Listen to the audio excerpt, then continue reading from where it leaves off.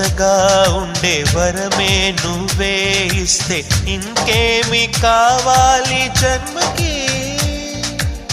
మచ్చలేని చంద్రుడిని మాట రాక చూస్తున్నా, వరస కాని బంధుని చొరవ చేసి అంటున్నా, ఇంకెప్పుడు ఒంటరినని అనరాదని, నీకు సొంతం అంటే నేనేనని.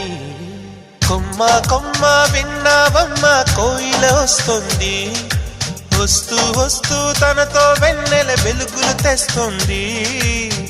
ఏవమ్మ మరుమల్లి తోరణాలు కడతావా, చిలకమ్మ ఎదురేగి స్వాగతాలు చెబుతావా.